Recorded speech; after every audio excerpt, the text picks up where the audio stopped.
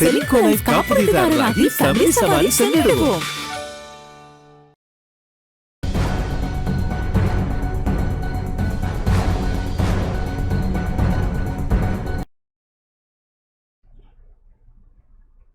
வணக்கம். நீங்கள் இணைந்திருப்பது டான் தமிழொலியின் இரவு நேர பிரதான செய்திகளோடு. செய்தியுடன் இணைந்திருக்கும் நான் கேலிஸ் பீட்டர் சேவியர். முதலில் தலைப்புச் செய்திகள்.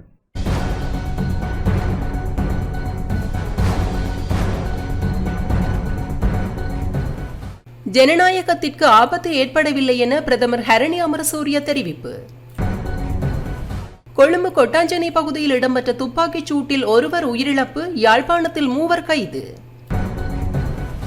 வரவு செலவு திட்டம் தேர்தலுக்கு முன்னரான வாக்குறுதியை போலுள்ளது என பெரமுன கருத்து. தேசிய மட்ட விளையாட்டுப் போட்டிகளில் வவுனியாவை பிரதிநிதித்துவப்படுத்தி வெற்றி பெற்றவர்கள் கௌரவிப்பு. வரவு செலவு திட்ட வாசிப்பின் போது எதிர்க்கட்சித் தலைவர் உறங்கினாரா என அமைச்சர் நளிந்த ஜாயதிச கேள்வி. வரவு செலவு திட்டம் உணவு பாதுகாப்பை உறுதி செய்யவில்லை என நுகர்வோர் உரிமைகளை பாதுகாக்கும் அமைப்பு கவலை. இந்தோனேசிய தலைநகரில் மசூதி ஒன்றில் இடம்பெற்ற குண்டுவெடிப்புகளில் 54 பேர் படுகாயம்.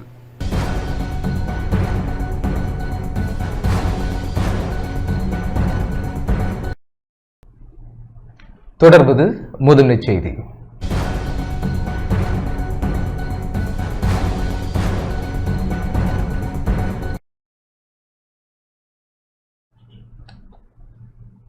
ஜனநாயகத்திற்கு ஆபத்து ஏற்படவில்லை என பிரதமர் ஹரணி அமரசூரிய தெரிவித்துள்ளார்.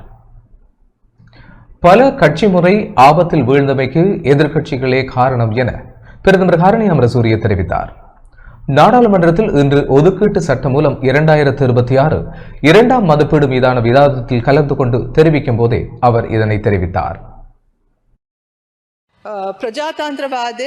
ஜனநாயகம் ஆபத்தில் இருப்பதாக இன்று தெரிவித்தார்கள். பல கட்சி முறை ஆபத்தில் இருப்பதாக தெரிவித்தனர். நான் எதிர்க்கட்சிகளிடம் கேட்கின்றேன், எங்கே ஜனநாயகம் ஆபத்தில் இருந்துள்ளது? நாடாளுமன்றத்தில் நிலையியல் கட்டளைக்கு ஏற்பவே நாம் செயற்படுகின்றோம். நாங்கள் சட்ட அமுலாக்கத்தின் போது சட்டவிரோதமாக செயற்படுகின்றோமா? நீதியை நிலைநாட்டும் போது தராசினி பார்க்காமல் அதை செயற்படுத்துவது எவ்வகையில் தவறாகும்? இல்லை என்றால் எந்த இடத்தில் ஜனநாயகத்துக்கு ஆபத்து ஏற்பட்டுள்ளது? நீங்கள் எல்லோரும் பல கட்சிகளாக இருந்து ஓரணியாக திரள்வதன் காரணமாக பல கட்சி முறைமைக்கு ஆபத்து தான். இப்போது எதிர்க்கட்சி என்று பல கட்சி முறைமை இல்லைதான். இப்படி செய்யும் போது பல கட்சி முறை ஆபத்தில் தள்ளியது எதிர்க்கட்சி தான். உங்கள் ஒவ்வொருவரது கட்சிகளையும் பாதுகாக்க முடியாத காரணத்தினால் தான் பல கட்சி முறைமைக்கு ஆபத்து நேர்ந்துள்ளது. மக்கள் விரும்பும் வகையில் மக்களை பிரதிநிதித்துவப்படுத்தும் அரசியலை இவர்களால் செய்ய முடியாது போயுள்ளது. எனவே எங்களுக்கு பல கட்சி முறைமையை ஆபத்தில் தள்ளுவதற்கு எந்த அவசியமும் இல்லை, அதற்கான நேரமும் இல்லை. நாங்கள் ஆட்சிக்கு வந்தது எதிர்க்கட்சிகளை இலக்கு வைப்பதற்கு அல்ல, மக்களுக்காகவே ஆட்சிக்கு வந்தோம். ඔබේ තියෙන පක්ෂ ආරක්ෂා කරගන්න බැරි වීම තුලින් ඒ පක්ෂ කඩාගෙන ගිහිල්ලා ඊට පස්සේ දැන් එකතු වෙනවා, අතනින් හැදෙනවා, මෙතනින් හැදෙනවා.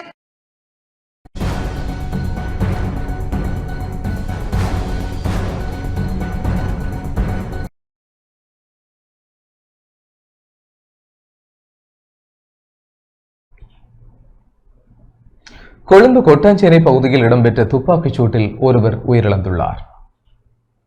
கொழும்பு கொட்டாஞ்சேனை 16ஆம் ஒழுங்கையில் நேற்று இரவு இடம்பெற்ற துப்பாக்கிச் சூட்டில் காயமடைந்த நபர் வைத்தியசாலையில் உயிரிழந்துள்ளார்.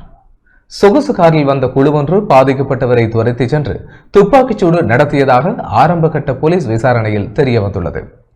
பழனி ரொமோஷன் தரப்புக்கும் கண்ணா தரப்புக்கும் இடையே மோதலில் தொடர்ச்சியாக இந்த துப்பாக்கிச் சூடு இடம்பெற்றிருக்கலாம் எனவும் சம்பவத்தில் பிஸ்டல் வகை துப்பாக்கி பயன்படுத்தப்பட்டதாகவும் போலீசார் தெரிவித்துள்ளனர். சம்பவம் தொடர்பாக மேலதிக விசாரணைகளை கொட்டாஞ்சேனை போலீசார் முன்னெடுத்துள்ளனர்.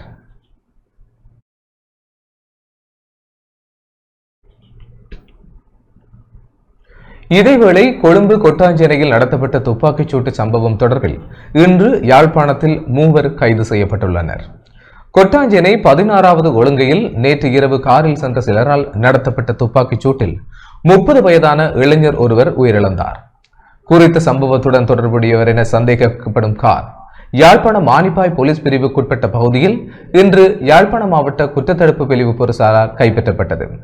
இதன்போது காரில் இருந்த தென்னிலங்கையைச் சேர்ந்த 2 ஆண்கள் மற்றும் ஒரு பெண் உள்ளிட்ட மூவர் கைது செய்யப்பட்டனர். 20, 19, 21 வயதான மூவர் இவ்வாறு கைது செய்யப்பட்டனர். அவர்களிடம் நடத்தப்பட்ட ஆரம்பகட்ட விசாரணையில் யாழ்ப்பாணத்திற்கு சுற்றுலா வந்ததாக அவர்கள் குறிப்பிட்டுள்ளனர். இந்த நிலையில் மூவரையும் கொழும்பில் இருந்து வருகை தரும் சிறப்பு போலீஸ் விசாரணை குழுவினரிடம் ஒப்படைக்க யாழ்ப்பாணம் குற்றத்தடுப்பு பிரிவு போலீசார் நடவடிக்கை எடுத்துள்ளனர்.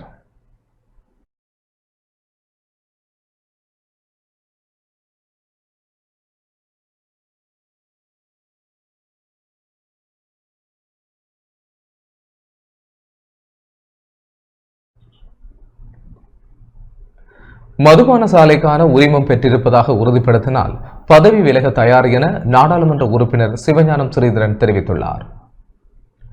தனது பெயரிலோ அல்லது தனது சிபாரிசிலோ கடந்த காலங்களில் மதுபான சாலைகளுக்கு அனுமதி பத்திரம் பெற்றிருந்தால் உண்மையை கண்டறிந்து தன் மீது சட்ட நடவடிக்கை எடுக்குமாறு நாடாளுமன்ற உறுப்பினர் சிவஞானம் ஸ்ரீதரன் சபையில் பகிரங்கமாக தெரிவித்தார். நாடாளுமன்ற இன்றைய அமர்வில் கேள்வி நேரத்தில் அவர் இந்த விடயத்தை தெரிவித்தார். சிவில் புத்தி பெரமுன என்ற அமைப்பைச் சேர்ந்தவர் என கூறப்படும் சஞ்சய் மகவத் என்பவரால் நிதி குற்றப்புலனாய்வு பிரிவில் FCID நான் சொத்துக்கள் குவித்து வைத்திருப்பதாக 2025 ஜூலை 25ஆம் திகதியில் முறைப்பாடு ஒன்று செய்யப்பட்டிருந்ததாக பத்திரிகைகளில் சமூக ஊடகங்களில் பார்வையிட்டிருந்தேன். செய்திகள் வெளிவந்த உடனேயே பகிரங்கமாக இவ்விசாரணையை செய்து உண்மையை வெளிக்கொண்டு வருமாறு வெளிப்படையாக கூறியிருந்தேன். இன்று ஏறத்தாழ 3.5 மாதங்கள் நெருங்குகின்ற போதும் இதுவரை நிதி குற்றப்புலனாய்வு பிரிவினரால் எந்த முடிவுகளும் வெளியிடப்படவில்லை. கௌரவ சபாநாயகர் அவர்களே, இப்பொழுதும் இந்த உயர்ந்த சபையினூடாக உங்களிடம் ஒரு கோரிக்கையை முன்வைக்கின்றேன். எனது பெயரிலோ என் குடும்ப உறுப்பினர்கள் பெயரிலோ அல்லது பினாமிகள் பெயரிலோ எனது சொத்துக்கள் இருந்தால் எனக்கு சொத்துக்கள் இருந்தால் விசாரணை செய்து சட்ட நடவடிக்கை எடுக்குமாறு பகிரங்கமாக கேட்கின்றேன். அதேபோல் எனது சிபார்சிலோ அல்லது எனது பெயரிலோ கடந்த காலங்களில் நான் மதுபான சாலைக்கான அனுமதி பத்திரம் ஏதும் பெற்றிருந்தால் சிபார்சு செய்திருந்தால் உடன் வெளிப்படுத்தி என் மீது சட்ட நடவடிக்கை எடுக்குமாறு கோருகின்றேன். அரசியலமைப்பு உறுப்புரை 41 பிரகாரம் நான் நீதியான முறையில் தேர்தல் மூலம் ஜனநாயக முறைப்படி தெரிவு செய்யப்பட்டுள்ளேன். அரசியலமைப்பு சபையில் மொத்தம் 10 உறுப்பினர்களில் நான் மட்டுமே இலங்கை வரலாற்றில் முதலில் தேர்தல் மூலம் தெரிவு செய்யப்பட்டவன் என கருதுகிறேன்.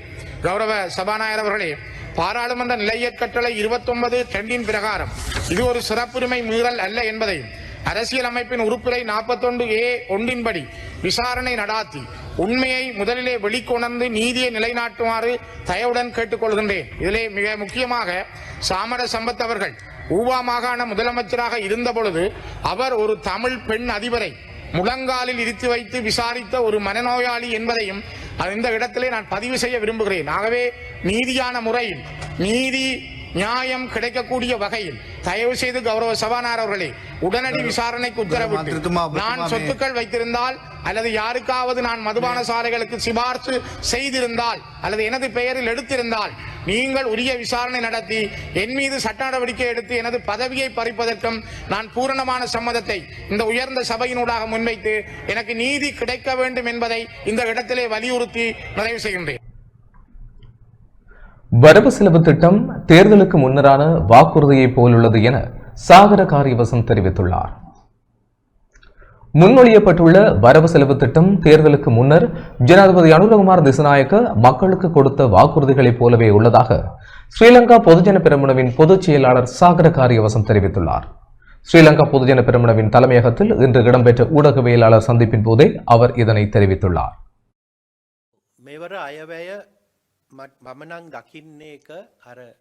இந்த வரவு செலவு திட்டத்தை நான் ஜனாதிபதி அனுரகுமார திசாநாயக்க தேர்தலுக்கு முன் மக்களிடம் கொடுத்த வாக்குறுதிகளில் ஒன்றாகவே பார்க்கிறேன். சல்ஃபியூரிக் அசிட் மூலம் நாட்டின் பொருளாதாரத்தை உருவாக்குவேன் என்றும் கூறினார். இவ்வாறான பல விடயங்களை கூறி அவர் நாட்டின் மக்களையே மாற்றினார். ஆனால் அவர் கூறிய இந்த காரணத்திற்கும் அந்த குறிக்கோள்களை நிறைவேற்றும் வகையில் எந்த நிதி ஒதுக்கீடும் இந்த வரவு செலவு திட்டத்தில் இல்லை. அவர் மக்களுக்கு தேர்தலுக்கு முன் கொடுத்த பொய்யான வாக்குறுதிகளைப் போலவே இந்த வரவு செலவு திட்டமும் பொய்யானதாகவே இருக்கிறது. ஏனெனில் அவர் இந்த வரவு செலவு திட்டம் நாட்டின் பொருளாதார வளர்ச்சியை 7% வரை உயர்த்துவதாக கூறுகிறார். ஆனால் இந்த வரவு செலவு திட்டத்தின் மூலம் யாரும் அப்படியே சொல்லலாம். 7% மட்டுமல்ல, 17% என்றாலும் சொல்லலாம். ஆனால் அதற்கான திட்டமோ நடைமுறையோ இருக்க வேண்டும். ஆனால் இந்த வரவு செலவு திட்டத்தில் அத்தகைய வளர்ச்சியை அடைய வேண்டிய எந்த திட்டமும் இல்லை. குறைந்தபட்சம் நாட்டின் பொருளாதாரத்தை வளர்க்க இத்தகைய நடவடிக்கைகள் மேற்கொள்ளப்படும். அதற்கான நிதி ஒதுக்கப்படும் என்று கூறிய ஒரு பிரிவும் இதில் இல்லை. இது முழுமையாக மக்களை ஏமாற்றுவதற்காக எந்தவித நியாயமோ அடிப்படையோ இல்லாமல் உருவாக்கப்பட்ட ஒரு வரவு செலவு திட்டமாகும்.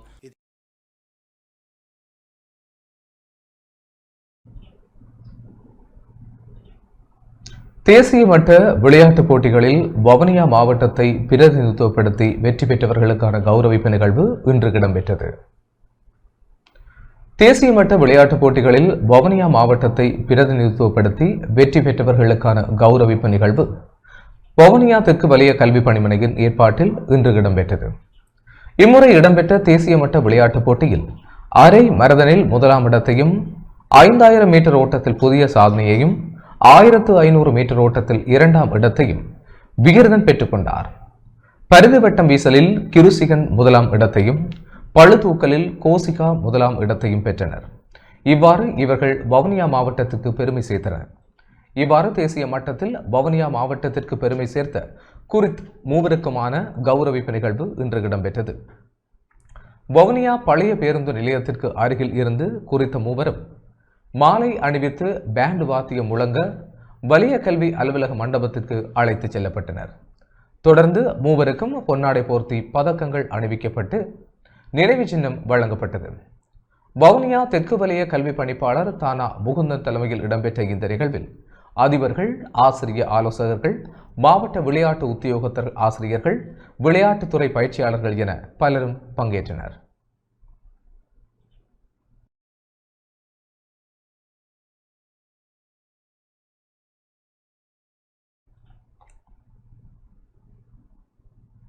இராணுவத்தினர் வசமுள்ள மாவீரர் துயிலும் இல்லங்கள் விடுவிக்கப்பட வேண்டும் என ஜனநாயக போராளிகள் கட்சி தலைவர் சி நவேந்தன் தெரிவித்துள்ளார். இராணுவத்தினர் வசமுள்ள மாவீரர் துயிலும் இல்லங்கள் விடுவிக்கப்பட வேண்டும் எனவும் எதிர்வரும் 27ஆம் தேதி எந்தவித அசம்பாவிதமும் இன்றி மாவீரர்களை நினைவுகூர அரசாங்கம் வழியேற்படுத்த வேண்டும் எனவும் ஜனநாயக போராளிகள் கட்சி தலைவர் சி நவேந்தன் தெரிவித்துள்ளார். இன்று யாழ்ப்பாணம் வடமராட்சியில் ஊடக சந்திப்பை நடத்திய வேளை இவ்வாறு குறிப்பிட்டார்.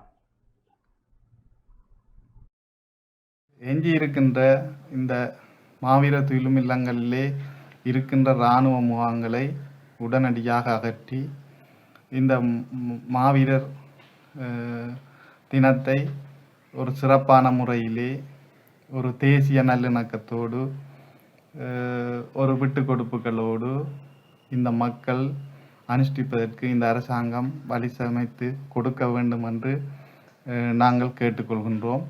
ஆகவே இங்கே நாங்கள் ஒரு போரின் மூலம் ஒரு சமாதானத்தை கொண்டு வந்து ஒரு தேசிய நல்லிணக்கத்தை ஏற்படுத்துகின்றோம் என்று கூறி வருகின்ற அரசாங்கம் மக்களது அந்த வேதனைகளை புரிந்து கொள்ள வேண்டும். மக்கள் அந்த வேதனை தங்களது பிள்ளைகளது கல்லறைகளிலே இராணுவ முகாம்களும் இராணுவமும் ஏறி இருக்கின்றது என்ற ஒரு மனவேதனையோடு தான் அந்த இடத்திலே மக்கள் வாழ்ந்து கொண்டிருக்கின்றார்கள்.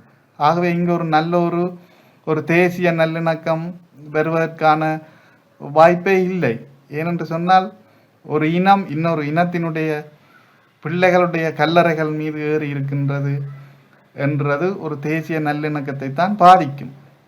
ஆகவே இந்த அரசாங்கத்திடம் நாங்கள் கேட்பது, இந்த மாவீரர் நாளை சிறப்பாக அனுஷ்டிப்பதற்கும் எந்த குழப்பங்கள் இல்லாமல் ஒரு அமைதியான முறையிலே ஒரு நல்ல ஒரு சூழலிலே அனுஷ்டிப்பதற்கும் இந்த துயிலும் இல்லங்களிலே இருந்து இராணுவத்தினரை வெளியேற்றி அந்த முகாம்களை வெளியேற்றி அந்தந்த துயிலும் இல்லங்களிலே அந்த மாவீரர்களுடைய பெற்றோர்கள் உறவினர்கள் சென்று நல்ல ஒரு அமைதியான முறையிலே அந்த அனுஷ்டிப்பை செய்வதற்கும் வழி சமைத்து கொடுக்க வேண்டும் என்று நாங்கள் கேட்டுக்கொள்கின்றோம்.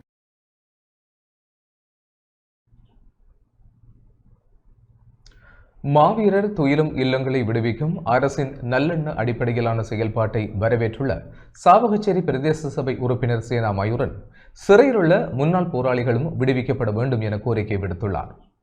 யாழ் சாவகச்சேரியில் இன்று நடத்திய ஊடக சந்திப்பில் அவர் இதனை தெரிவித்தார். எங்களுடைய மாவீரர் துயிலும் இல்லங்கள் விடுவிக்கின்ற ஒரு நடவடிக்கைக்காக ஜனாதிபதி பாதுகாப்பு செயலிடம் கட்டளையிட்டதாக கூறப்பட்டிருக்கின்றது.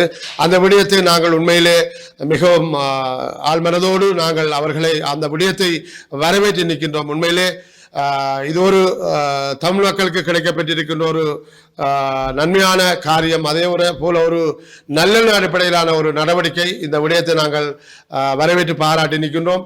அது மாத்திரமல்ல, கடந்த காலங்களில் நாங்கள் இந்த நினைவேந்தல் நிகழ்வுகளை தெருவோரங்களிலும் பஸ் நிலையங்களிலும் பிறருடைய காணிகளிலுமே இந்த நினைவேந்தல் நிகழ்வுகளை செய்து வந்திருக்கின்றோம். அந்த இடங்களில் தான் எங்களுடைய கண்ணீரை நாங்கள் சிந்தி இந்த நினைவேந்தல் நிகழ்வுகளை செய்திருக்கின்றோம். இனிவரும் காலங்களில், அதாவது இந்த வருடத்தினுடைய தற்போது மாவீரர் மாதமாக இருக்கின்ற இந்த கார்த்திகை மாதத்திலேயே இந்த நல்லெண்ண விடயத்தை முன்வைத்திருப்பது மிக வரவேற்கத்தக்கது. அதன் அடிப்படையில் இந்த காணியை, அதாவது மாவீரர் துயிலுமில்லங்கள் அனைத்தையுமே எங்களுடைய சுதந்திரமான நினைவேந்தல் நிகழ்வை கொண்டாடுவதற்காக விடுவித்துமாறு ஜனாதிபதி அவர்களையும் பாதுகாப்பு செயலாளர் மற்றும் அனைத்து அதிகாரிகளையும் வேண்டியிருக்கின்றோம். தோட்ட தொழிலாளர்களுடைய சம்பள அதிகரிப்பு என்பது, அதாவது தோட்ட தொழில் நிறுவனத்தினுடைய கொடுப்பனவையும் தாண்டி 200 ரூபாய் அரச மானியமாக வழங்கப்பட்டு கிட்டத்தட்ட 1750 ரூபாய் வருமானம் பெறும் அளவுக்கு வருமான அதிகரிப்பு தை மாதத்திலிருந்து கிடைக்கப்பெறுவதாக வரவு திட்டத்தில் முன்வைக்கப்பட்ட விடயம் உண்மையிலே வரவேற்கத்தக்க விடயம். அது மாத்திரமில்லை, 25 நாட்கள் தொடர்ச்சியாக பணியாற்றும் போது அவர்களுக்கான மேலதிக கொடுப்பன 10,000 ரூபாய் வழங்குவதாகவும் கூறப்பட்டிருக்கின்றது. அந்த விடயம் உண்மையிலே வரவேற்கத்தக்க விடயம். அதே போன்று அரசு ஊழியர்களது சம்பளமும் அதிகரிப்பதற்கான முன்மொழிவுகள் முன்வைக்கப்பட்டிருக்கின்றது. அதனையும் நாங்கள் எங்களுடைய அரசு ஊழியர்கள் சார்பாக அதனையும் வரவேற்றுக் கொண்டு அது ஒரு நல்லெண்ண அடிப்படையிலான நடவடிக்கையாக இருக்கும். அது உண்மையிலே எந்த மாவட்டம் என்ற அடிப்படை இல்லாது பொதுவாகவே இந்த வகையான நடவடிக்கைகள் முன்னெடுக்கப்படுவது வரவேற்கத்தக்கது. அதே போன்று ஒரு நல்லெண்ண நடவடிக்கையாக எங்களுடைய தமிழ் அரசியல் கைதிகள், மிஞ்சி இருக்கக்கூடிய அரசியல் கைதிகளை விடுதலை செய்ய வேண்டும். அத்தோடு எங்களுடைய மக்களது காணிகள், பொதுமக்களுடைய கையகப்படுத்தி வைக்கக்கூடிய காணிகளை குவிக்கும் போது உண்மையில ஒரு ஜனாதிபதியினுடைய நல்லெண்ண செயற்பாடாக நாங்கள் அதை பார்ப்போம். அதே போன்று ஜனாதிபதியினுடைய ஒரு செல்வாக்கு கூட அதிகரிக்கக்கூடிய வாய்ப்புகள் காணப்படும். முல்லைத்தீவு மாவட்டத்தில் உள்ள மாவீரர் துயிலும் இல்லங்களில் சிரமதான பணிகள் முன்னெடுக்கும் நடவடிக்கையில் மக்கள் மற்றும் பணிக்குழுவினர் ஈடுபட்டு வருகின்றனர்.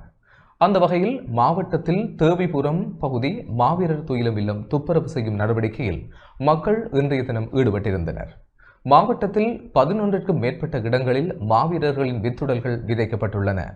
கார்த்திகை 27 மாவீரர் நாளை முன்னிட்டு சிரமதான பணிகள் முன்னெடுக்கப்பட்டுள்ளன. இந்த நிலையில் மணலாறு மாவீரர் துயிலும் இல்லம், களிக்காடு மாவீரர் துயிலும் இல்லம், அளம்பில் மாவீரர் துயிலும் இல்லம், ஆலங்குளம் மாவீரர் துயிலும் இல்லம், தேராவில் மாவீரர் துயிலும் இல்லம், தேவிபுரம் பகுதி மாவீரர் துயிலும் இல்லம், முள்ளியவளை மாவீரர் துயிலும் இல்லம், இரணைப்பாலை மாவீரர் துயிலும் இல்லம், வன்னிவிளாங்குளம் இரட்டை வாய்க்கால் முள்ளிவாய்க்கால் பகுதிகளில் மாவீரர் துயிலும் இல்லங்கள் காணப்படுகின்றன. மாவீரர் துயிலும் இல்லம் வேலை செய்வதற்கான இண்டையில் இருந்து அந்த நடைமுறையை நாங்கள் வேலை திட்டத்தை ஆரம்பித்து வைக்கிறோம். எல்லா மக்களும் இந்த இல்லத்துக்கு இந்த வேலையை செய்து உதவி செய்யுமாறு எல்லாரையும் நாங்கள் கேட்டுக்கொள்கிறோம். தங்களிடம் வேண்டிக் கொள்வது யாதெனில் 2025ஆம் ஆண்டு கார்த்திகை 27 நினைவேந்தலை முன்னிட்டு சிரமதான பணிகள் இன்று ஆரம்பமாகியுள்ளது. இன்று எமது கிராம மக்கள் ஆரம்பித்து வைத்துள்ளனர். இதனைத் தொடர்ந்து ஏனைய கிராம மக்கள் மற்றும் மாவீரர்களுடைய பெற்றோர்கள், நலன் விரும்பிகள் அனைவரும் எமது குழுவுடன் இணைந்து எமது நினைவேந்தலை சிறப்புற நடாத்த அனைத்து உதவிகளையும் செய்ய வேண்டும். தேவிபுரம் மாவீரர் துயிலுமில்ல சிரமதான பணி இன்று ஆரம்பித்து வைக்கப்பட்டிருக்கின்றது. எங்களுடைய 2025ஆம் ஆண்டுக்கான மாவீரர் நாள் சிறப்புற நடத்துவதற்கு திட்டமிட்டிருக்கின்ற இந்த பணிக்குழு, அந்த பணிக்குழுவுக்கு ஒத்துழைப்பு வழங்குமாறு உங்களை பணிவாக வேண்டுவதோடு, இந்த எங்களுடைய மாவீரர் துயிலும் இல்லத்திலே புதைக்கப்பட்டிருக்கின்ற வித்துடல்கள் சார்ந்த உறவுகளும் இந்த இடத்திலே வந்து அந்த சிரமதான பணிகளிலே கலந்து கொள்வதோடு தேவிபுரம், வள்ளிபுரம் போன்ற பிரதேசங்களில் இருக்கின்ற மக்களும் இந்த சிரமதான பணிகளிலே கலந்து கொண்டு ஒத்துழைப்பு வழங்குமாறு இந்த பணிக்குழு சார்பாக திருகோணமலை சம்பூர் ஆலங்குளம் மாவீரர் துயிலும் இல்லம் சிரமதானம் செய்யப்பட்டது. திருகோணமலை சம்பூர் ஆலங்குளம் மாவீரர் துயிலும் இல்லத்தில் இன்று காலை சிரமதானம் இடம்பெற்றது. சம்பூர் ஆலங்குளம் மாவீரர் நாள் நினைவேந்தல் ஏற்பாட்டுக்குழு சிரமதானத்தை ஏற்பாடு செய்திருந்தது. சிரமதான நிகழ்வில் முன்னாள் போராளிகள், போராளிகளின் குடும்பத்தினர், பொதுமக்கள் என பலரும் கலந்து கொண்டனர்.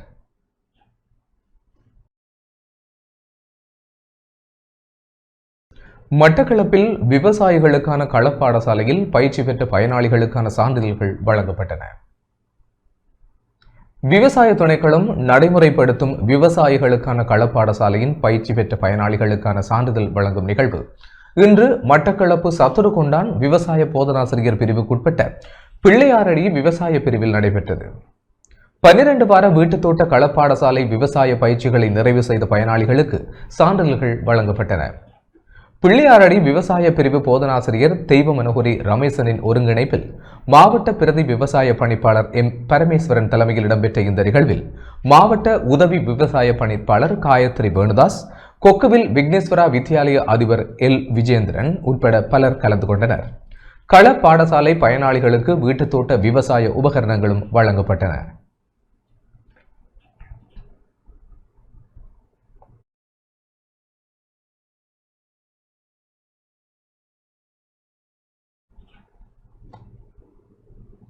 பதிவாளர் நாயக திணைக்கள உத்தியோகத்தர்களுக்கான திறன் விருத்தி பயிற்சி செயலமர்வு கிளிநொச்சியில் இடம்பெற்றது. வடக்கு மாகாணத்தில் உள்ள பதிவாளர் நாயகம் திணைக்கள உத்தியோகத்தர்களுக்கான திறன் விருத்தி பயிற்சி செயலமர்வு கிளிநொச்சி மாவட்ட செயலக திறன் விருத்தி மண்டபத்தில் இடம்பெற்றது. வடக்கு மாகாணத்திற்கு பொறுப்பான பிரதி பதிவாளர் நாயகம் பீனா பிரபாகரன் தலைமையில் இடம்பெற்ற இந்த செயலமர்வில் வடக்கு மாகாணத்தைச் சேர்ந்த உத்தியோகத்தர்கள் பங்கேற்றனர்.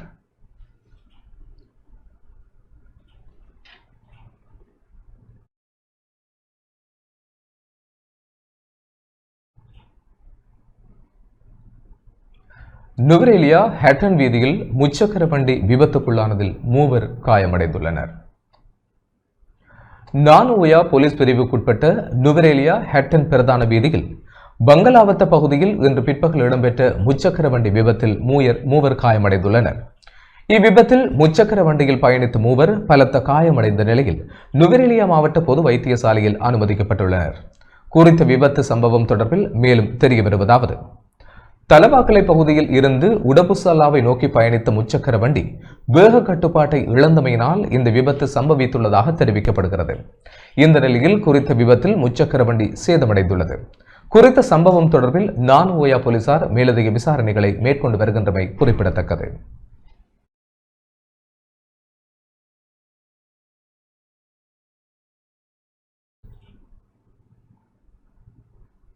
வரவு செலவு திட்ட வாசிப்பின் போது எதிர்க்கட்சி தலைவர் உறங்கினாரா என அமைச்சர் நலிந்த ஜெயதிச கேள்வி எழுப்பியுள்ளார். வரவு செலவு திட்ட வாசிப்பின் போது நாடாளுமன்ற உறுப்பினர் அர்ஜுனா மாத்திரமல்ல, எதிர்க்கட்சி தலைவரும் உறங்கிக் கொண்டு இருந்துள்ளாரா என அமைச்சர் நலிந்த ஜெயதிச கேள்வி எழுப்பியுள்ளார். நாடாளுமன்றத்தில் இன்று ஒதுக்கீட்டு சட்டம் மூலம் 2026 இரண்டாம் மதிப்பீடு மீதான விவாதத்தில் கலந்து கொண்டு கருத்து தெரிவிக்கும் போதே அவர் இதனை தெரிவித்தார். நான் அவதானித்தேன். எதிர்க்கட்சி தலைவர் நேற்று ஊடகங்களிடம் சென்று இது மக்களுக்கு நிவாரணம் வழங்காத வரவு செலவு திட்டம் என்கிறார். நான் நினைக்கிறேன் அர்ஜுனா மாத்திரமே உறங்கிக் கொண்டிருந்தார் என்று. ஆனால் எதிர்க்கட்சி தலைவரும் உறங்கிக் கொண்டுதான் இருந்துள்ளார், அல்லது உறங்குவது போல நடித்தாரா? கடந்த வருடத்தில் மாத்திரம் நாங்கள் எவ்வளவு நிவாரணங்களை மக்களுக்கு வழங்கி இருக்கிறோம்.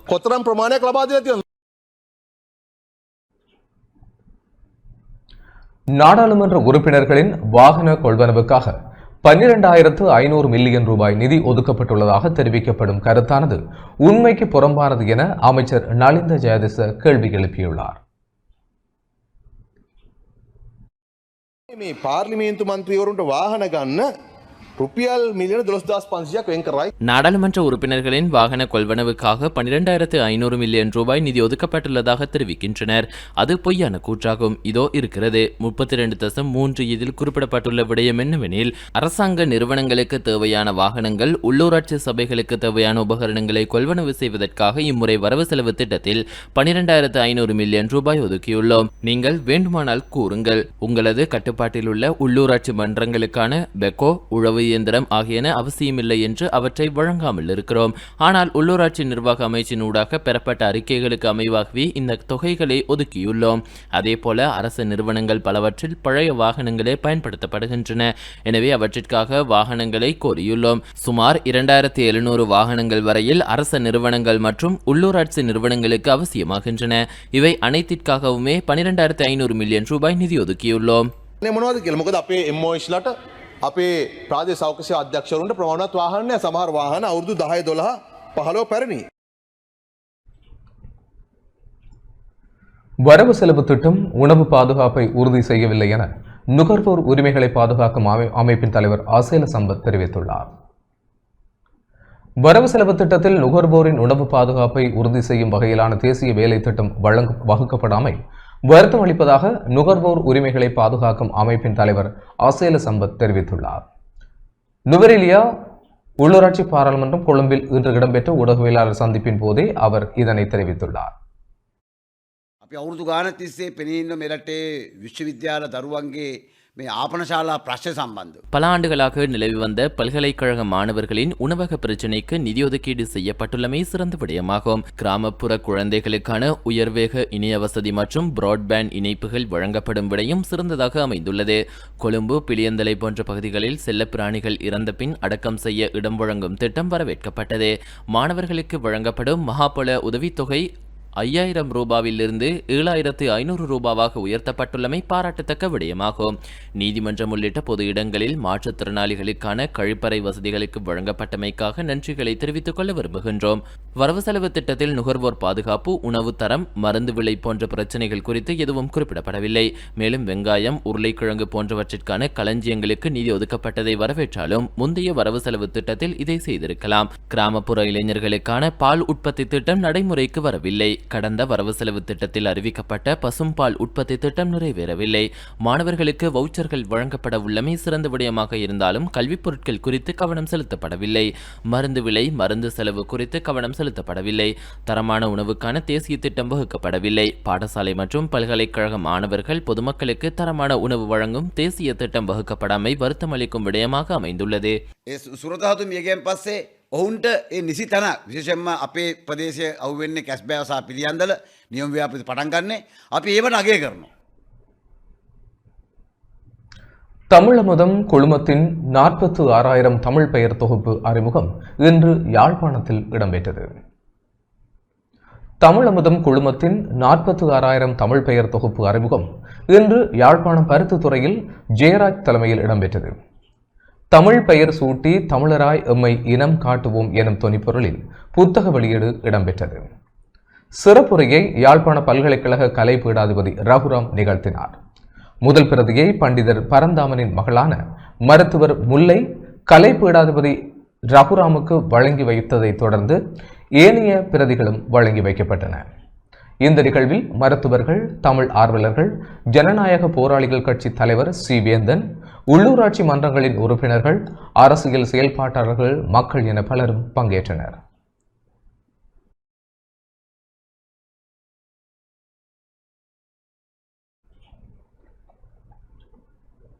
வாசிப்பு மாதத்தை முன்னிட்டு நாவலப்பிட்டி ரயில் நிலையம் மைதானத்தில் நூலகங்கள் அமைக்கப்பட்டுள்ளன.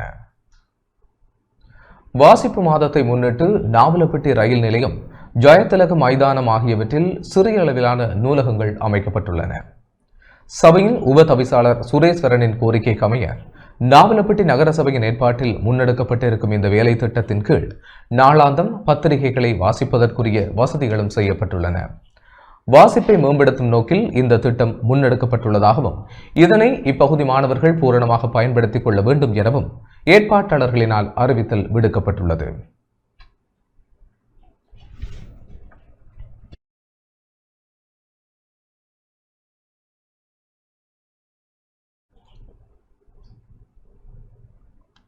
மத்தியஸ்தர் சபை செயல்பாடுகள் வவுனியா பிரதேச செயலகத்தில் முன்னெடுக்கப்படும் என நீதி அமைச்சின் மாவட்ட பயிற்சி உத்தியோகத்தர் என விமல்ராஜ் தெரிவித்துள்ளார். கல்வி பொதுத்தராதர உயர்தர பரீட்சை காரணமாக மத்தியஸ்தர் சபை செயல்பாடுகள் வவுனியா பிரதேச செயலகத்தில் முன்னெடுக்கப்படும் என நீதி அமைச்சின் மாவட்ட பயிற்சி உத்தியோகத்தர் என விமல்ராஜ் தெரிவித்துள்ளார். உயர்தர பரீட்சை ஆரம்பமாக உள்ள நிலையில் வவுனியா சைவ பிரகாச மகளிர் கல்லூரியில் இயங்கி வந்த மத்தியஸ்த சபை வவுனியா பிரதேச செயலக மண்டபத்தில் ஞாயிற்றுக்கிழமைகளில் காலை 9 மணி முதல் மதியம் 1 மணி வரை செயல்படும்.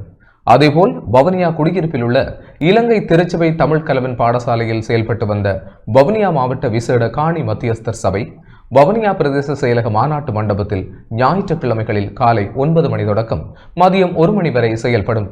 எனவே மத்தியஸ்தர் சபையால் அழைக்கப்பட்டவர்கள் மற்றும் முறைப்பாடு செய்ய செல்பவர்கள் உயர்தர பரீட்சை முடியும் வரை ஞாயிற்றுக்கிழமைகளில் வவுனியா பிரதேச செயலகத்திற்கு சென்று ஆற்றுப்படுத்தல்களை மேற்கொள்ள முடியும்.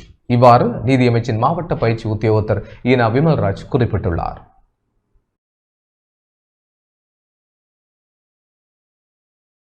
திருகோணமலை கிண்ணியா போலீஸ் பிரிவில் ஆண் ஒருவரின் சடலம் மீட்கப்பட்டுள்ளது. திருகோணமலை கிண்ணியா போலீஸ் பிரிவுக்குட்பட்ட உப்பாறு கடற்கரை பகுதியில் இன்று காலை சடலம் ஒன்று மீட்கப்பட்டுள்ளதாக போலீசார் தெரிவித்துள்ளனர். கிண்ணியா ஆலங்கடி பிரதேசத்தைச் சேர்ந்த 40 வயதுடைய ஆரியரத்னம் முகுந்தன் என்பவரே இவ்வாறு சடலமாக மீட்கப்பட்டவர் ஆவார். நேற்று திருகோணமலை மட்டக்களப்பு பிரதான வீதியில் அமைந்துள்ள உப்பாறு பாலத்துக்கு கீழ் இருவர் கசிப்பு உற்பத்திக்கு பயன்படுத்தும் உபகரணங்களுடன் இருப்பதை அறிந்து கடற்படையினர் ரோந்து சென்றனர். கடற்படையினர் அருகில் சென்ற வேளை அந்த இருவரும் உபகரணங்களை அங்கேயே விட்டுவிட்டு தப்பிச் சென்றதாக போலீசார் தரப்பில் தெரிவிக்கப்படுகிறது. இந்த நிலையில் இன்று காலை 8 மணியளவில் உப்பாறு பாலத்துக்கு அருகில் ஆரியரத்ன முகுந்தன் என்பவரின் சடலம் மீட்கப்பட்டிருப்பதாக போலீசார் தெரிவித்தனர். சம்பவம் குறித்து போலீசார் மேலதிக விசாரணைகளை மேற்கொண்டு வருகின்றனர்.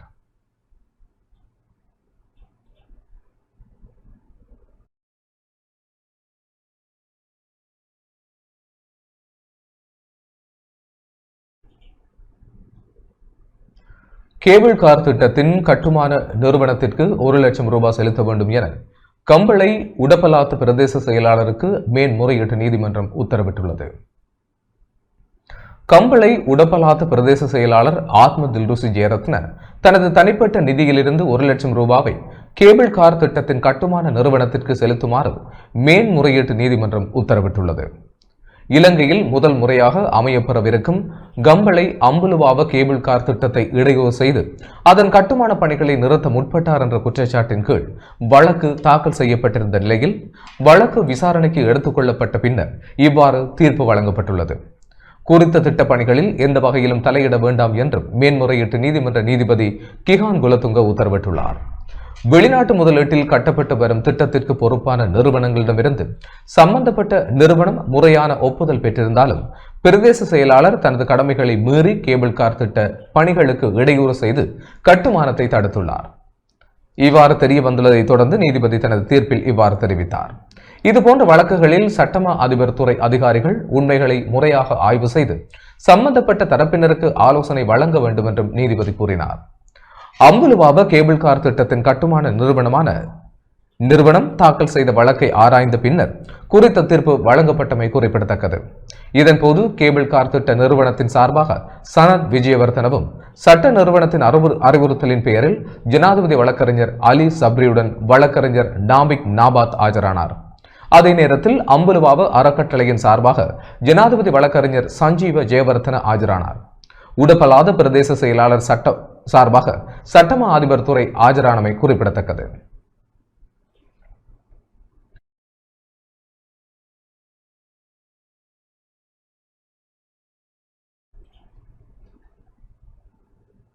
வடக்கு மாகாண முஸ்லிம்களின் வெளியேற்றத்தின் 35ஆம் ஆண்டு நினைவு மட்டக்களப்பில் நினைவு கூறப்பட்டது. வடக்கு மாகாண முஸ்லிம்களின் வெளியேற்றத்தின் 35ஆம் ஆண்டு நினைவு தினத்தையொட்டி வடக்கு கிழக்கு ஒருங்கிணைப்பு குழு ஏற்பாட்டில் நினைவுகூரல் நிகழ்வு மட்டக்களப்பு தன்னாமுனையில் நடைபெற்றது. வடக்கு கிழக்கு இணைப்பாளர் யார்ச்சன் பகிராடு தலைமையில் உரை நிகழ்த்தினார்.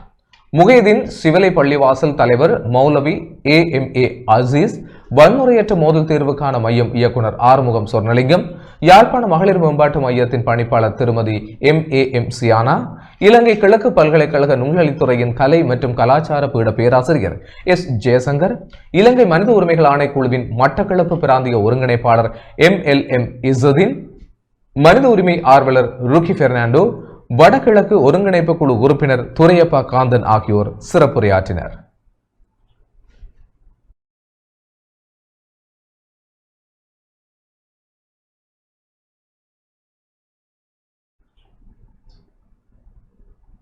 இன்று திரைசேரியில் பணம் நிரம்பியுள்ளது என அமைச்சர் ஹர்ஷன நாணயக்கார தெரிவித்துள்ளார்.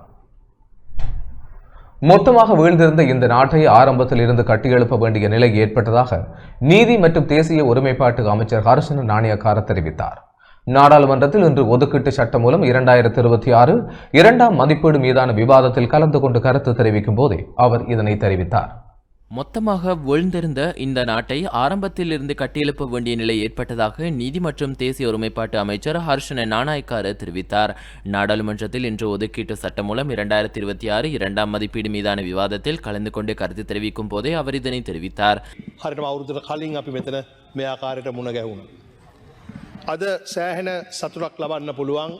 நாடு அபிவிருத்தி அடைய வேண்டுமானால் ஊழல் மோசடிகள் நிறுத்தப்பட வேண்டும். அதற்கு தேவையான சட்டத்திட்டங்கள் வகுக்கப்பட வேண்டியது அவசியம். அப்போதுதான் முதலீட்டாளர்களுக்கு நம்பிக்கை ஏற்படும். நாட்டில் தற்போது நிறுத்தப்பட்டிருந்த பல வேலை திட்டங்கள் வெளிநாட்டவர்களால் ஆரம்பிக்கப்பட்டுள்ளன. அவர்கள் மீண்டும் மீண்டும் நாட்டுக்குள் முதலீடுகளை கொண்டு வருகின்றனர். அதற்கு என்ன காரணம் தெரியுமா? இந்த அரசாங்கம் ஊழல் மோசடிகளை நிறுத்துவது தொடர்பிலான நம்பிக்கை. அனைவரும் சட்டத்தின் கீழ் சமம் என்ற வகையிலான ஒரு நாட்டை உருவாக்கியுள்ளோம். நான் மக்களிடம் ஒரு கோரிக்கையை முன்வைக்கிறேன். போலீஸ் உயர் அதிகாரிகளிடம் கேட்டு பாருங்கள். அரச உயர் பதவியில் உள்ள அதிகாரிகளிடம் கேட்டு பாருங்கள். அரசாங்கத்தில் உள்ள அமைச்சர்கள், நாடாளுமன்ற உறுப்பினர்கள் யாரேனும் ஒருவர் தொலைபேசி அழைப்பை மேற்கொண்டு அழுத்தம் கொடுக்கிறார்களா என்று. அதற்கு பதில் இல்லை. நாட்டிற்கு கிடைக்கப்பெற்ற கடன்களை கொள்ளையடித்து மோசடி செய்ததன் காரணமாக மொத்தமாக வீழ்ந்த நாட்டை ஆரம்பத்திலிருந்து கட்டியெழுப்ப வேண்டிய நிலை எமக்கு ஏற்பட்டது. நாங்கள் இந்த நாட்டை மீட்டெடுப்பதற்கு காரணம் தற்போதுள்ள நிதி ஒழுக்கம் மற்றும் தற்போதைய ஜனாதிபதியின் வழிகாட்டலுடனான செயற்பாடுகளே காரணம். எதிர்க்கட்சிகள் ஒரு வருடத்திற்கு முன்னதாக என்ன கூறினார்கள்? இந்த அரசாங்கம் 3 மாதங்களில் வீழ்ந்துவிடும், 6 மாதங்களில் வீழ்ந்துவிடும், வெளிநாட்டு முதலீட்டாளர்கள் வரமாட்டார்கள், தனியார் சொத்துக்களை அரசாங்கம் கையகப்படுத்திவிடும், வாகனங்கள் கொண்டு வந்தால் பொருளாதாரம் வீழ்ந்துவிடும் என்றார்கள். ஆனால் இன்று திரைசேரியில் பணம் நிரம்பியுள்ளது.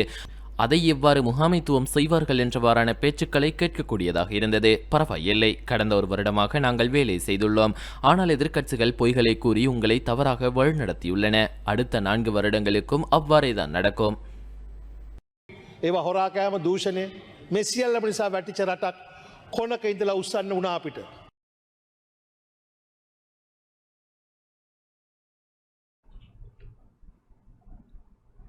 வரவு செலவு திட்டத்தில் ரயில்வே துறைக்கு அதிக நிதி ஒதுக்கப்பட்டுள்ளது என ரயில்வே ஊழியர் சங்கத்தின் பொதுச் செயலாளர் SP விதான தெரிவித்துள்ளார். முன்மொழியப்பட்டுள்ள வரவு செலவு திட்டம் அனைத்து தரப்பினருக்கும் நன்மை பயக்கும் வகையில் அமைந்துள்ளதாக அகில இலங்கை ரயில்வே ஊழியர் சங்கத்தின் பொதுச் செயலாளர் SP விதான தெரிவித்துள்ளார். கொழும்பில் இன்று இடம்பெற்ற ஊடகவியலாளர் சந்திப்பின் போதே அவர் இதனை தெரிவித்துள்ளார். ජාතික ජනබලවේග ආණ්ඩුවේ දෙවැනි අයවැය ලේඛනය ඊයේ ඉදිරිපත් කරනු ලැබුවා පාර්ලිමේන්තුවට. அரசாங்கத்தின் 2வது வரவு செலவு திட்டம் நாடாளுமன்றத்தில் முன்வைக்கப்பட்டது. உண்மையில் இந்த வரவு செலவு திட்டம் ரயில்வே ஊழியர்களுக்கு மாத்திரமல்ல, அரச ஊழியர்கள் உள்ளடங்கலாக அனைத்து தரப்பினருக்கும் நிவாரணம் வழங்கும் வகையிலான வரவு செலவு திட்டமாக அமைந்துள்ளது. குறிப்பாக அரசு பணியாளர்களுக்காக அரச ஊழியர்களுக்கு இந்த வரவு செலவு திட்டத்தில் பல சலுகைகள் வழங்கப்பட்டுள்ளன. அரசாங்கங்கள் அரச பணியாளர்களின் சம்பளங்கள் பலமுறை அதிகரித்தன. ஆனால் ரயில்வே வாயில் பாதுகாவலர்களுக்கு சம்பளத்தை அதிகரிக்க எந்த அரசாங்கமும் அவர்களை நியமித்த அரசாங்கம் கூட முயற்சி செய்யவில்லை. ஆனால் எங்கள் தேசிய மக்கள் சக்தி அரசாங்கம் அவர்களின் சம்பளத்தை 15,000 அதிகரித்துள்ளது. ரயில்வே துறைக்கு அதிக அளவு நிதி ஒதுக்கப்பட்டுள்ளது. எனினும் எதிர்க்கட்சிகள் இதுகுறித்து பல்வேறு கருத்துக்களை வெளிப்படுத்த தொடங்கியுள்ளன. சஜித் பிரேமதாச இந்த வரவு செலவு திட்டத்தை மக்களை ஏமாற்றும் வகையானது என கூறியுள்ளார். ஆனால் எங்கள் அரசாங்கம் மக்களை ஏமாற்ற முயலாது. இது மக்களால் தேர்ந்தெடுக்கப்பட்ட மக்கள் அரசாங்கம். எனவே மக்களின் தேவைகளை நினைத்து அவர்களுக்கு நிவாரணம் வழங்கும் வரவு செலவு திட்டத்தையே இந்த அரசாங்கம் முன்வைத்துள்ளது. වෙන අයගේ පවා අවශ්‍යතාවය සලකලා ඒගොල්ලන්ගේ ජීවන තත්ත්වයන් සලකලා ඒගොල්ලන්ගේ දරු පවුල් වල ජීවිතය ගැන පිළිබඳව සලකලා ඇත්තටම මේ අයවැය මේ සම ඒ වගේ සුළු දේවල් පවා සලකලා මේ අයවැය ලේඛනයෙන් සහන සලසා දීලා முல்லைத்தீவு விசுவமடுவில் சுகாதார சீர்கேட்டுடன் இயங்கிய உணவகத்திற்கு சீல் வைக்கப்பட்டுள்ளது. முல்லைத்தீவு விசுவமடுவில் சுகாதார சீர்கேட்டுடன் இயங்கிய உணவகத்திற்கு சீல் வைக்கப்பட்டதுடன் உரிமையாளருக்கு 50,000 ரூபாய் தண்டமும் விதிக்கப்பட்டுள்ளது. புதுக்குடியிருப்பு சுகாதார வைத்திய அதிகாரி பணிமனைக்குட்பட்ட விசுவமடு பகுதியில் கடந்த 5ஆம் திகதி அன்று மேற்கொள்ளப்பட்ட திடீர் சோதனையின் போது மருத்துவ சான்றிதழ் இல்லாமை, உணவக அனுமதி பத்திரமின்மை, தொழிலாளர்கள் முகச்சவரம் செய்யாமை, தண்ணீர் பகுப்பாய்வு சான்றிதழின்மை, கழிவு தொட்டி இல்லாமை, அனுமதி பெறாதமை போன்ற பல்வேறு சுகாதார குறைபாடுகள் இனம் காணப்பட்டன. மேலும் வெற்றிலை மின்றவாறு உணவு கையாண்டல் போன்ற கடுமையான சுகாதார மீறல்களும் பதிவாகியிருந்தன. இந்த நிலையில் குறித்த விற்பனை நிலைய உரிமையாளர்களுக்கு எதிராக உடையார்கட்டு பொது சுகாதார பரிசோதகர் மற்றும் வள்ளிப்புனம் பொது சுகாதார பரிசோதகர் ஆகியோர் இணைந்து நேற்று முல்லைத்தீவு மாவட்ட நீதிமன்றில் வழக்கு தாக்கல் செய்தனர். வழக்கு விசாரணையின் போது நீதிமன்றம் உரிமையாளர்களை குற்றவாளிகளாக இனம் கண்டு உணவகத்தை சுகாதார சீர்கேடுகள் நிவர்த்தி செய்யும் வரை மூடுமாறு உத்தரவிட்டதுடன் உரிமையாளருக்கு 50,000 ரூபாய் தண்டம் விதித்ததுடன் எதிர்காலத்தில் இதுபோன்ற மீறல்கள் இடம்பெறாதவாறு கடுமையான எச்சரிக்கையும் வழங்கப்பட்டது.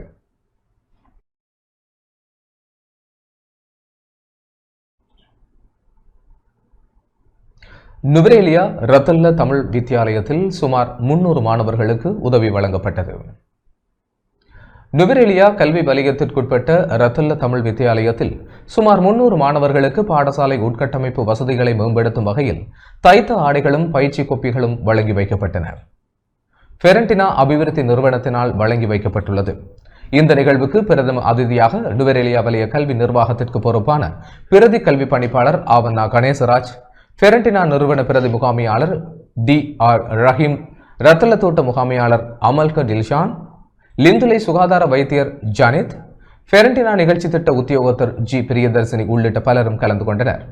நுவரேலியா கல்வி வலயத்தில் தெரிவு செய்யப்பட்ட தோட்டப்புற பாடசாலை 3ற்கும் 5 அரசு பாடசாலை மாணவர்களுக்கும் அவர்களது பாடசாலை வரவை அதிகரிக்கவும் கற்றல் அடைவு மட்டத்தை மேம்படுத்தி மகிழ்ச்சிகரமான கற்றல் சூழலை ஏற்படுத்தும் நோக்கில் இவ்வாறு உதவி வழங்கி வைக்கப்பட்டுள்ளது. பெற்றோர்களுக்கும் பாடசாலைக்குமான உறவை வலுப்படுத்தும் நோக்கத்திலும் இந்த பாடசாலைகளில் பல்வேறு வேலை திட்டங்களை முன்னெடுத்து வருகிறது. பெற்றோர் விழிப்புணர்வு கூட்டங்கள், மாணவர்களுக்கான விழிப்புணர்வு செயலமர்வுகள், சிறுவர் உரிமைகள் தொடர்பாக மாணவர்களுக்கான செயலமர்வுகள், ஆசிரியர் பயிற்சிகள், அதிபர்களுக்கான மீளாய்வு கூட்டங்கள், பாடசாலை உட்கட்டமைப்பு வசதிகளை மேம்படுத்தி கொடுத்தல், மாணவர்களுக்கான மலசலுகூட வசதிகளை ஏற்படுத்திக் கொடுத்தல், நீர் வசதிகளை பெற்றுக் கொடுத்தல் போன்ற பல்வேறு வேலை திட்டங்களை குறித்த நிறுவனம் முன்னெடுத்து வருகின்றமை சுட்டிக்காட்டத்தக்கது.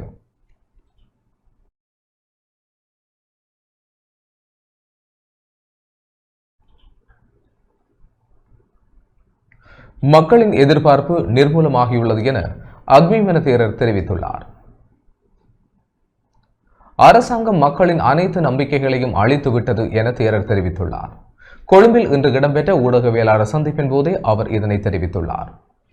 අලුත් ආණ්ඩුවක් පත් කරලා පුලපුලා බලාගෙන සිටියා පළවෙනි වසර නෙමෙයි. நாட்டின் மக்கள் புதிய அரசாங்கத்தை தேர்ந்தெடுத்து மிகுந்த எதிர்பார்ப்புடன் இருந்தனர். முதல் ஆண்டில் இல்லையெனினும் குறைந்தது அடுத்த ஆண்டாவது இந்த அரசாங்கம் நாட்டுக்கு பயனளிக்கும், உற்பத்தி வழி பொருளாதாரத்தை உருவாக்கும், வேலைவாய்ப்பை வழங்கும், நலமுடன் வாழும் வகையிலான ஒரு அழகான வரவு செலவு திட்டத்தை வழங்கும் என மக்கள் எதிர்பார்த்தனர். தினமும் 3 வேளை உணவுக்குரிய வசதி, குழந்தைகளுக்கான கல்வி நிவாரணம் ஆகியவற்றை கொண்ட ஒரு வரவு செலவு திட்டத்தை மக்கள் ஆவலுடன் எதிர்நோக்கியிருந்தனர். இத்தகைய பின்னணியில் ஜனாதிபதி அனுரகுமார திசாநாயக்க மிகப்பெரிய அளவில் தனது வரவு செலவு திட்டத்தை வழங்கிய போது ஏதாவது நன்மை கிடைக்கும் போல தோன்றியது. இந்த அரசாங்கம் ஆட்சிக்கு வந்தபோது நிலைமை மாறும் என மக்கள் நினைத்தனர். பொருளாதாரம் மேலும் என எதிர்பார்த்தனர். ஒரு அளவுக்கு ஜனாதிபதி ரணில் விக்ரமசிங்க அதை நிலைநிறுத்தினார். பின்னர் இந்த அரசு மக்களிடம் கூறியது, மகிழ்ச்சியுடனும் திருப்தியுடனும் ஒரு நாட்டை உருவாக்குவோம், உலகில் முன்னேறிய நாடாக மாற்றுவோம் என்று. அதில் குறிப்பாக விவசாயத்தை அடிப்படையாக கொண்ட ஒரு நாட்டை நாங்கள் எதிர்பார்த்தோம். இன்று உலகில் எத்தியோப்பியா, கொரியா, பங்களாதேஷ், வியட்நாம் போன்ற நாடுகள் ஒரு காலத்தில் வீழ்ந்த நாடுகளாக இருந்தும் விவசாயத்தின் மூலம் முன்னேறியுள்ளன. இந்த அரசாங்கம் ஆட்சிக்கு வரும்போது மக்கள் இது ஒரு முன்னேறிய நாடாக மாறும் என நம்பினர். ஆனால் இப்போது மக்கள் வைத்திருந்த சிறிய நம்பிக்கையையும் இழந்துவிட்டனர். ஆனால் எப்படியான பொருளாதாரம் இது? இந்த அரசாங்கம் மக்களின் அனைத்து நம்பிக்கைகளையும் அழித்துவிட்டது.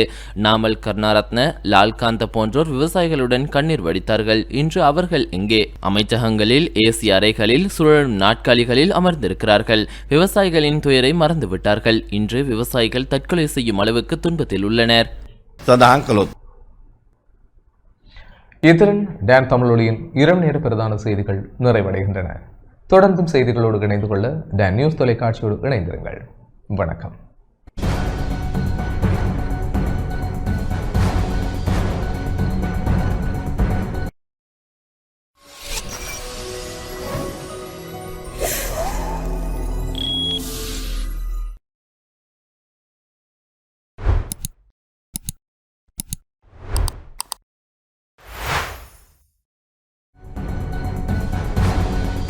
அனுசரணை வழங்கியோர் செலிகோ லைஃப் காப்பீட்டுதாரராகி தமிழ் சவாரி சென்றிடுவோம்.